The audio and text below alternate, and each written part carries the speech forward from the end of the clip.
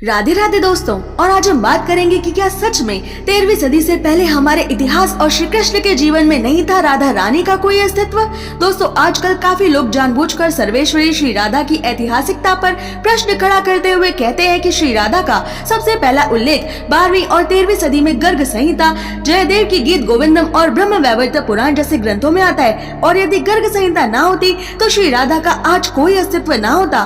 पर ऐसा मानने वाले ये भूल जाते हैं कि सबसे पहले प्राप्त हुए सबसे प्राचीन पुराणों में से एक वराह पुराण तक में श्री राधा का उल्लेख आता है। आचार्य चाणक्य ने भी अभीर कन्या के रूप में राधा जी का उल्लेख किया है। 10वीं सदी से पहले के कई ऐसे साहित्यिक प्रमाण हैं जहां श्री कृष्ण के संग राधा रानी को दर्शाया गया है। न सिर्फ साहित्यिक बल्कि राधा जी से जुड़े कई पुरातात्विक प्रमाण भी मिलते हैं, जिनमें से मुख्य है 3rd सेंचुरी एडी का दान लीला स्कल्पचर, 7वीं सदी की महाबलीपुरम की ये मूर्ति और 7वीं से 8वीं सदी के बीच बंगाल के पहाड़पुर में बनी ये मूर्ति। इन मूर्तियों में श्री कृष्ण के संग खड़ी देवी को प्रमाणिक तौर पर राधा रानी बताया गया है। और रही बात गर्ग संहिता की, तो ऐतिहासिक तौर पर 2 गर्ग संहिता मिलती हैं। एक गर्ग संहिता में ग्रह नक्षत्रों का खगोलीय विज्ञान दिया गया है और दूसरी गर्ग संहिता खुद उन महर्षि गर्ग ने लिखी थी जिन्होंने श्री कृष्ण का नामकरण किया था, जिन्होंने राधा कृष्ण का बचपन और प्रेम देखा था। इसलिए गर्ग जी से बेहतर राधे श्याम के प्रेम का वर्णन और कौन कर सकता था।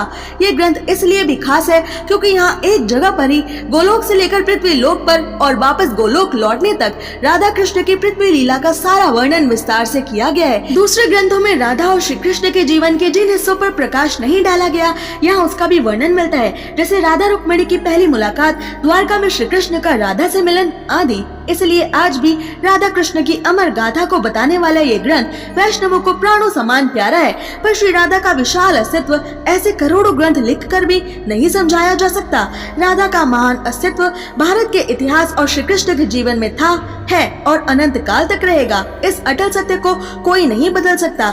राधा रानी का अस्तित्व किसी ग्रंथ के होने या ना होने का मोहताज नहीं है। ऐसे ही और रोचक अनसुने तथ्य जानने के लिए सब्सक्राइब करें।